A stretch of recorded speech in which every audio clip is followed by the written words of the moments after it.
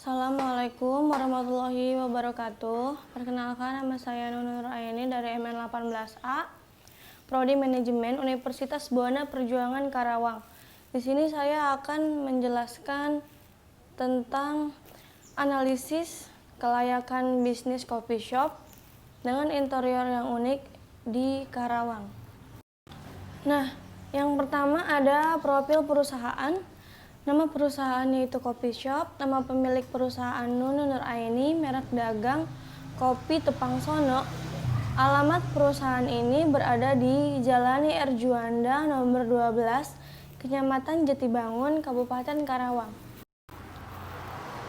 Latar belakang Coffee Shop. Nah, jadi Coffee Shop Tepang Sono ini adalah sebuah kedai kopi yang bertemakan nuansa khas Sunda yang unik dan didesain secara khusus.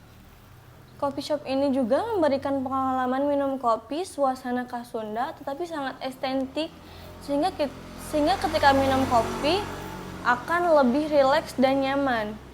Coffee shop ini memberikan para pelanggannya ramuan kopi yang nikmat yang berkualitas dengan biji kopi pilihan yaitu kopi robusta, arabica. Yang kedua ada legal bisnis. Yang pertama yaitu ada jenis perusahaan coffee shop. Yang kedua ada modal dasar 750 juta. Yang ketiga ada modal disetor 187.500.000. Kapasitas perusahaan lokal, surat izin usaha, ada akte perusahaan, notaris, ada NPWP. Yang ketiga ada aspek pasar dan pemasaran. Yang pertama ada aspek pasar yaitu luas pasar, permintaan dan penawaran, pesaing dan produsen, siklus hidup produksi. Yang pertama ada luas pasar seperti layanan Gojek, GoFood dan yang lainnya. Yang kedua ada permintaan dan penawaran, permintaan menu pada coffee shop yaitu permintaan dan penawaran kepada coffee shop ini yaitu dengan menu-menu yang sesuai dengan selera. Terus di sini juga ada ya pesaing dan produsen. Sudah banyak memang pesaing dan produsen yang menjual coffee shop ini. Di Karawang juga sudah banyak, jadi kita melakukan inovasi-inovasi baru seperti pada menu atau pada interior yang ada di coffee shop ini. Dan yang keempat ada siklus hidup produksi. Nah, di sini ada siklus hidup produksi. Yang pertama adalah tahap perkenalan, pertumbuhan, pendewasaan, dan tahap kemunduran. Tahap perkenalan yaitu coffee shop ini didirikan pada tahun 2020 yang berada di Karawang. Awalnya hanya iseng-iseng saja membuat racikan kopi, akhirnya muncul ide baru untuk membuat usaha kopi. Pertama membuat racikan kopi dan teman-teman yang mencicipinya dan rasanya biasa saja karena memang baru pertama kali mencoba membuat racikan kopi karena memang tidak memakai kopi yang berkualitas dan alat seadanya. Tahap pertumbuhan, pada tahap ini akhirnya mencoba membuat coffee shop dengan kopi pilihan dan alat-alat kopi yang memadai. Membuat dengan memberi nama Tepang Sono dari bahasa Sunda yang artinya yaitu temu kangen. Promosi yang dilakukan ketika grand opening yaitu membeli coffee shop dengan ukuran large akan mendapatkan satu ukuran small. Tidak hanya itu saja, dapat juga diskon 5% untuk membeli makanan di atas 50.000. Pada tahap pendewasaan, tahap ini yaitu coffee shop terus melakukan inovasi-inovasi dengan menciptakan menu-menu baru yaitu burger rasa kopi dan aromanya seperti kopi cappuccino dan kopi latte. Pada tahap pemunduran yaitu di sini coffee shop terus melakukan inovasi-inovasi baru lagi dengan memenuhi kebutuhan masyarakat.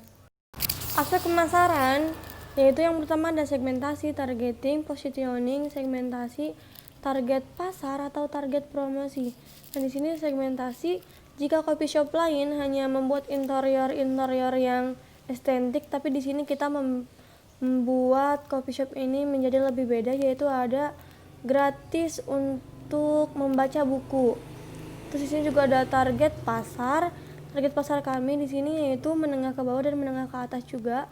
Dan harganya di sini mulai dari 18.000 sampai dengan 45.000. Target promosi kami di sini yaitu dengan sosial media atau sebar brosur. Yang kedua di sini ada bauran pemasaran produk yaitu kopi arabica, kopi robusta, kopi latte dan lain-lainnya.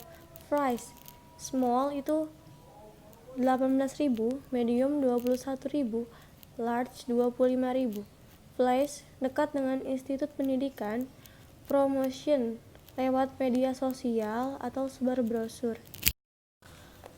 Nah, yang keempat ada aspek teknis. Yang pertama ada cakupan produksi, sasaran pasar kita yaitu lokal, jumlah produksi per hari, per bulan, per 5 tahun.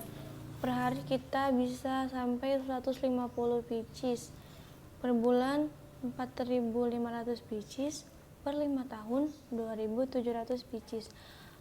Ketika hari weekend, per hari itu kita bisa naik menjadi 250 pieces. Cakupan teknis yang pertama ada analisis lokasi, yaitu dekat dengan institut pendidikan, pusat kota, dan pusat perbelanjaan. Di sini coffee shop ini memilih dekat dengan institut pendidikan karena memang tempatnya strategis, dekat juga dengan pusat kota, tidak terlalu jauh, dan banyak mahasiswa atau anak sekolah yang bisa mengerjakan tugas di coffee shop ini juga, atau masyarakat yang hanya sekedar meminum kopi. Nah, yang kedua ada tata letak. Nah, di bagian bawah itu ada kasir, ada toilet, dapur, ada gudang, ada toilet untuk karyawan, ada wastafel. Nah, di bagian atas yaitu ruang smoking room. Jadi tidak menggunakan penutup, jadi bebas aja gitu. Kalau misalkan ada yang ingin merokok itu bisa di atas. Nah, yang ketiga ada peralatan produksi mesin dan bahan baku utama. Peralatan produksi terdiri dari mesin espresso, coffee grinder, portafilter, timbangan digital, dan tamping espresso. Mesin espresso yaitu untuk membuat kopi. Yang kedua itu ada coffee grinder, yaitu untuk menggiling kopi yang sudah dipanggang atau dipanaskan. Portafilter yaitu untuk ketika sudah digiling, kopi itu dimasukkan ke portafilter. Nah, timbangan digital yaitu untuk menimbang kopi itu. Kopi yang akan dimasukkan ke portafilter sebelumnya harus ditimbang terlebih dahulu. Nah, tamping espresso ini yaitu untuk menghilangkan sisa-sisa di portafilter itu agar lebih rapih lagi. Nah, ada bahan baku di sini, ada tentunya ada kopi, ada susu, ada gula aren, ada es batu, kayu manis, dan creamer ya. Nah, ada proses produksi. Yang pertama itu ada pelanggan datang dan memesan, terus membayar. Sehabis itu pelanggan menunggu di meja, pesanan diproses. Dan pertama yaitu masukkan biji kopi ke dalam pemanggangan kopi. Setelah selesai, giling kopi sampai halus. Setelah selesai, masukkan bubuk ke portafilter dan diratakan oleh sendok temper atau plastik. Setelah itu, masukkan portafilter ke mesin espresso. Setelah menjadi kopi espresso, masukkan gula aren, susu, kopi yang sudah di espresso, aduk rata. Setelah itu, masukkan es batu.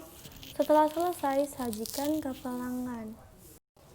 Kebutuhan tenaga kerja, ada manajer, marketing, 3 barista, 2 kasir, 2 waiters, 2 koki untuk memasak segala makanan. Tidak hanya kopi saja di sini, tapi juga ada makanan. Nah, berikutnya ada siklus produksi. Yang pertama ada persediaan kopi, pemanggangan kopi, penghalusan kopi, penyaringan ampas, penambahan bahan, dan varian rasa. Yang terakhir ada kemasan pada cup kopi. Nah, di sini ada bab keuangan. Diketahui kebutuhan investasinya sebesar 750 juta, modal sendirinya 300 juta, dana pinjamannya 450 juta, dan umur ekonomisnya 5 tahun. Penyusutan investasi 750 juta, modal 300 juta, umur ekonomis 5 juta.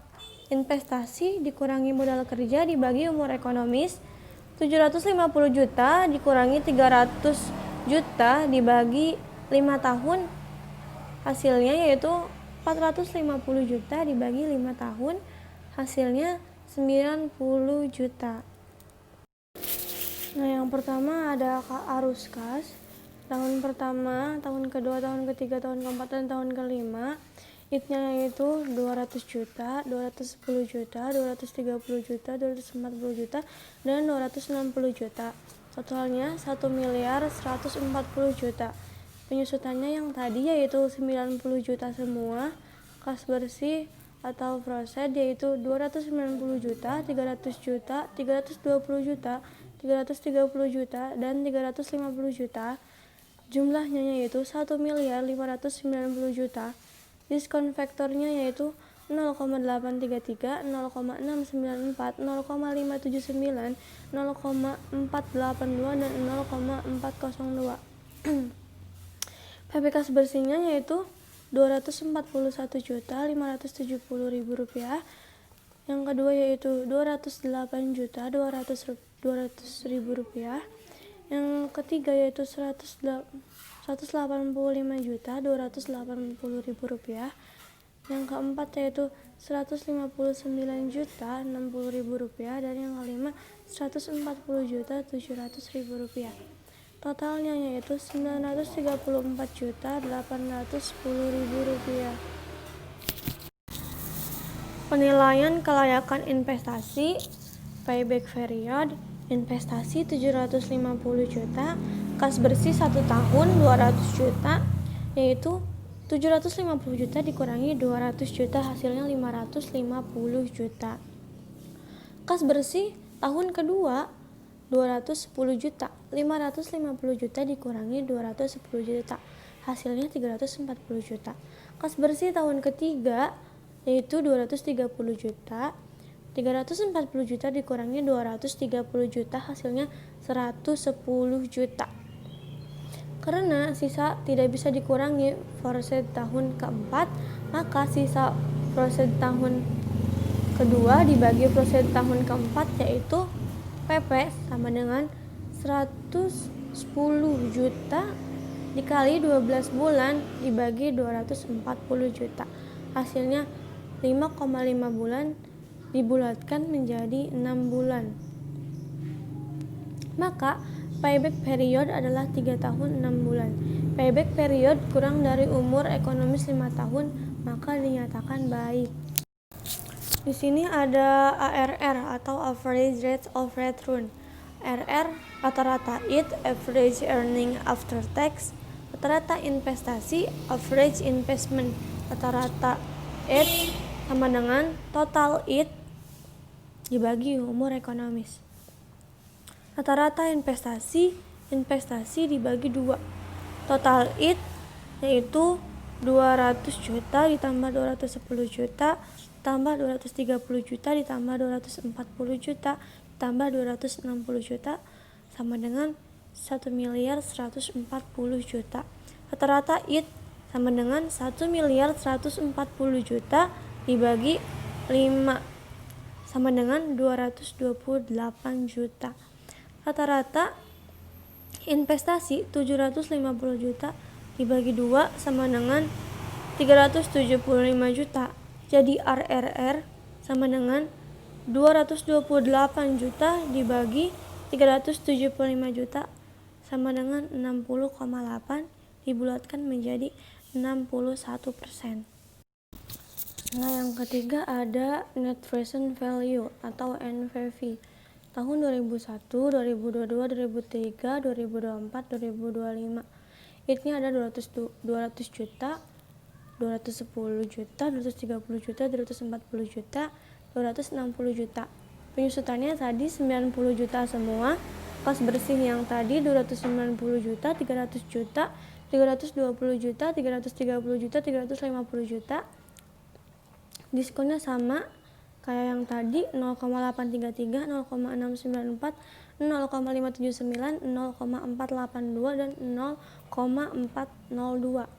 VV kas bersihnya masih sama kayak yang tadi 241, 570 juta, 208, 200 juta, 185, 280 juta, 159, 60 juta, 140, 700 juta, hasilnya 934, 81 juta. Total VV kas bersih 934, 810 juta. Total VV investasi 750 juta dan NPV 184, 810 juta. NPV lebih dari 0 maka usaha dinyatakan layak atau baik. Yang keempat yaitu Internal Rate of Return atau IRR. Rata-rata kas bersih yaitu 290 juta, 300 juta, ditambah 320 juta, ditambah 330 juta, ditambah 350 juta, dibagi umur ekonomis 5 tahun, sama dengan 1.590 juta, dibagi 5 tahun, hasilnya 318 juta. Perkiraan PP 750 juta dibagi 318 juta, sama dengan 2,358. Nah, di sini ada perhitungan NPV dengan DF 30%, tahun pertama, tahun kedua, tahun ketiga, tahun keempat, dan tahun kelima. Kas bersih 290 juta, 300 juta, 320 juta, 330 juta, 350 juta. Dengan DF 30% yaitu 0,769, 0,591, 0,455, 0,350, 0,269. PV kas bersih yaitu 220 juta 10.000, 177 juta 300.000, 145 juta 600.000, 115 juta 500.000 dan 94 juta 150.000. Totalnya yaitu 755 juta 560.000. 775 juta 560.000 dikurangi 750 juta, hasilnya 5 juta 560.000. Perhitungan NPV 31%, tahun pertama, tahun kedua, tahun ketiga, keempat, dan kelima. Kas bersihnya masih sama seperti tadi, hanya DF-nya saja di sini yang berbeda yaitu 31%, 0,763, 0,582, 0,446, 0,339, 0,259. PV kas bersihnya yaitu 221 juta 270.000 rupiah, 174 juta 600.000 rupiah, 142 juta 720.000 rupiah, 111 juta 870.000 rupiah, dan terakhir yaitu 90 juta 650.000 rupiah. Total PV kas bersih yaitu 741 juta 110.000 rupiah. NPV negatif yaitu 741 juta 110.000 rupiah dikurangi 750 juta, hasilnya sama dengan negatif 8 juta 890.000 rupiah. Nah, di sini juga ada interpolasi 30%, FVIVA 755 juta 600 dan VVIVA 755 juta 600.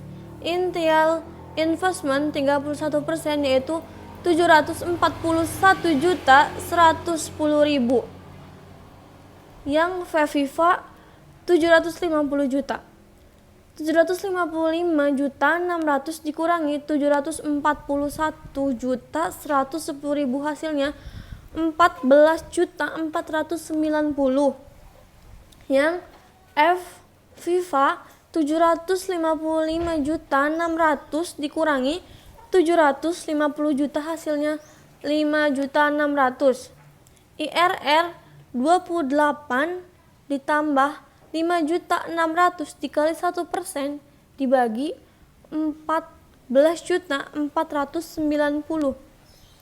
IRR sama dengan 28 ditambah negatif 0,383% sama dengan 28,386% dibulatkan menjadi 28,4%. Kesimpulan keuangan. Yang pertama ada alat ukur, hasil pengukuran, keterangan. Yang pertama payback period atau PP. Hasil pengukuran 3 tahun 7 bulan. Hasil pengukuran 4 tahun. Keterangan baik. Yang kedua ada average rate of return atau ARR. Hasil pengukuran 61%, hasil pengukuran 50%. Keterangan baik. Yang ketiga ada net present value atau NPV. Hasil pengukuran 184.810.000, hasil pengukuran 0, keterangan baik. Yang keempat ada internal rate of return atau IRR, hasil pengukuran 28,4% atau hasil pengukuran 24% dan keterangannya baik. Kesimpulan kajian, berdasarkan beberapa aspek yang telah dikaji, usaha coffee shop ini sudah termasuk dalam kategori perusahaan yang layak untuk dijalankan. Perusahaan ini sudah memiliki legalitas hukum dan surat-surat izin usaha dan yang lainnya yang sudah ditetapkan oleh pemerintah dan sesuai dengan aturan. Selain itu, dalam segi teknis dan produksi, perusahaan ini sudah sangat rapi dan cocok untuk nanti dinikmati oleh konsumen. Dilihat dari segi keuangan, perusahaan ini memiliki keuntungan yang lumayan besar. Sekian presentasi dari saya, kurang lebihnya mohon dimaafkan. Wassalamualaikum warahmatullahi wabarakatuh.